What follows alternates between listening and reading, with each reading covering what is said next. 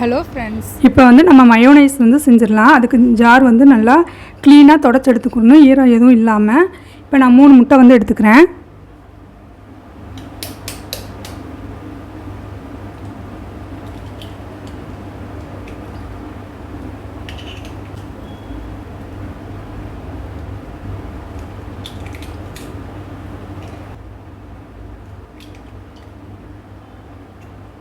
மூணு முட்டை உடச்சி ஊற்றிட்டேன். இப்போ 4 பல்லு பூண்டு வந்து போட்டுக்கிறேன்.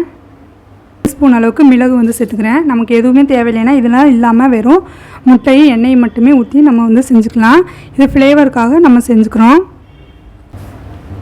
ஒரு 1/2 டீஸ்பூன் அளவுக்கு உப்பு சேர்த்துக்கிறேன். சர்க்கரை ஒரு 1/2 டீஸ்பூன் அளவுக்கு சேர்த்துக்கிறேன். சர்க்கரை வேணான்னா சர்க்கரையை ஸ்கிப் பண்ணிக்கலாம். இதை ஃபஸ்ட்டு லோ ஃப்ளேம்லேருந்து ஹை ஃப்ளேமுக்கு மாற்றி பூண்டு மிளகு எல்லாம் அரைப்படுற அளவுக்கு நம்ம அரைச்சி எடுத்துக்கலாம். ஃபஸ்ட்டு இப்போ பூண்டு மிளகு எல்லாம் நல்லா நஞ்சிருக்கு. இப்போ வந்து கொஞ்சோண்டு எண்ணெய் வந்து சேர்த்துட்டு அரைச்சிக்கலாம்.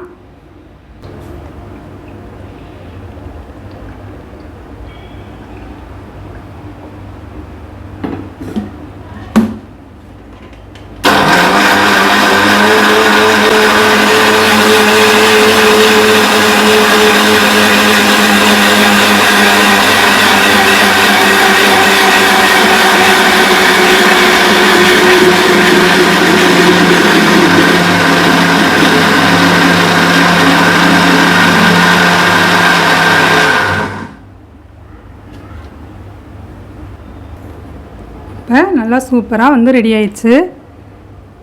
நமக்கு இதோட இன்னும் திக்காக வேணுன்னா இன்னும் கொஞ்சம் எண்ணெய் வந்து ஊற்றி அடிச்சுக்கலாம். எனக்கு இந்த கன்சிஸ்டன்சி வந்து போதும், அதனால் நான் வந்து ஸ்டாப் பண்ணிக்கிறேன்.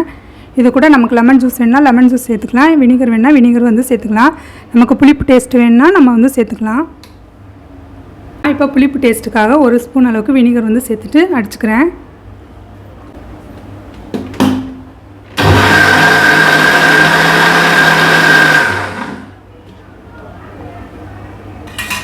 இப்போ நமக்கு மயோனைஸும் ரெடி ஆயிடுச்சு.